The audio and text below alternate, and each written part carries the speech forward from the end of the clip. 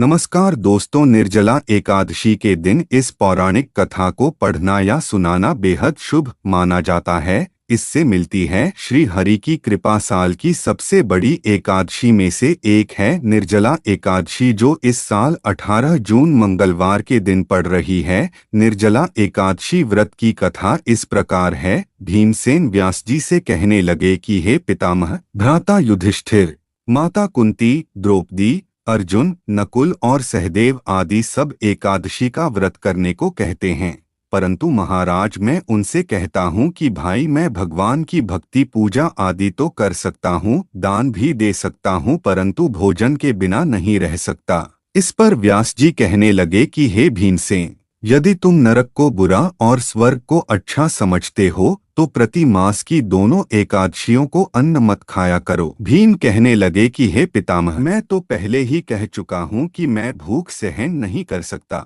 यदि वर्ष भर में कोई एक ही व्रत हो तो वह मैं रख सकता हूँ, क्योंकि मेरे पेट में वृक नाम वाली अग्नि है, सो मैं भोजन किए बिना नहीं रह सकता। भोजन करने से वह शांत रहती है, इसलिए पूरा उपवास तो क्या, एक समय भी बिना भोजन किए रहना कठिन है।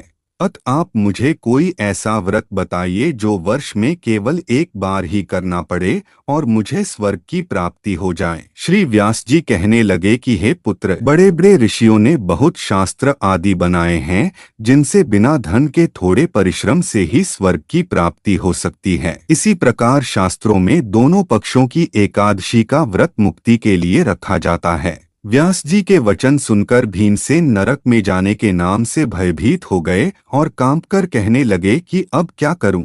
मास में 2 व्रत तो मैं कर नहीं सकता। हाँ, वर्ष में एक व्रत करने का प्रयत्न अवश्य कर सकता हूँ। वर्ष में एक दिन व्रत करने से यदि मेरी मुक्ति हो जाए तो ऐसा कोई व्रत बताइए। यह सुनकर व्यास जी कहने लगे कि वृषभ और मिथुन की संक्रांति के बीच ज्येष्ठ मास के शुक्ल पक्ष की जो एकादशी आती है, उसका नाम निर्जला है। तुम उस एकादशी का व्रत करो। इस एकादशी के व्रत में स्नान और आचमन के सिवा जल वर्जित है। आचमन में 6 मासे से अधिक जल नहीं होना चाहिए, अन्यथा वह मद्यपान के सदृश हो जाता है। इस दिन भोजन नहीं करना चाहिए, क्योंकि भोजन करने से व्रत नष्ट हो जाता है। यदि एकादशी को सूर्योदय से लेकर द्वादशी के सूर्योदय तक जल ग्रहण न करे तो उसे सारी एकादशियों के व्रत का फल प्राप्त होता है। द्वादशी को सूर्योदय से पहले उठकर स्नान आदि करके ब्राह्मणों का दान आदि देना चाहिए। इसके पश्चात भूखे और सत्पात्र ब्राह्मण को भोजन कराकर फिर स्वयं भोजन कर लेना चाहिए। इसका फल पूरे 1 वर्ष की संपूर्ण एकादशियों के बराबर होता है। व्यास जी कहने लगे कि हे भीमसेन, यह मुझको स्वयं भगवान ने बताया है। इस एकादशी का पुण्य समस्त तीर्थों और दानों से अधिक है। केवल एक दिन मनुष्य निर्जल रहने से पापों से मुक्त हो जाता है। जो मनुष्य निर्जला एकादशी का व्रत करते हैं, उनकी मृत्यु के समय यमदूत आकर नहीं घेरते, वरन भगवान के पार्षद उसे पुष्पक विमान में बिठाकर स्वर्ग को ले जाते हैं। संसार में सबसे श्रेष्ठ निर्जला एकादशी का व्रत है, इसलिए यत्न के साथ इस व्रत को करना चाहिए। उस दिन नमो भगवते वासुदेवाय मंत्र का उच्चारण करना चाहिए और गोदान करना चाहिए। इस प्रकार व्यास जी की आज्ञानुसार भीमसेन ने इस व्रत को किया। इसलिए इस एकादशी को भीमसेनी या पांडव एकादशी भी कहते हैं। निर्जला व्रत करने से पूर्व भगवान से प्रार्थना करें कि हे भगवान, आज मैं निर्जला व्रत करता हूँ, दूसरे दिन भोजन करूँगा। मैं इस व्रत को श्रद्धापूर्वक करूँगा।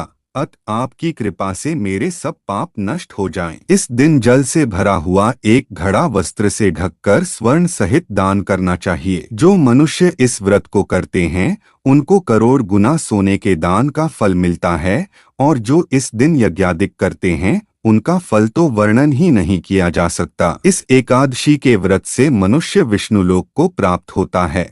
जो मनुष्य इस दिन अन्न खाते हैं, वे चांडाल के समान हैं। वे अंत में नरक में जाते हैं। जिसने निर्जला एकादशी का व्रत किया है, वह चाहे ब्रह्मा हत्यारा हो, मद्यपान करता हो, चोरी की हो या गुरु के साथ द्वेष किया हो, मगर इस व्रत के प्रभाव से स्वर्ग जाता है।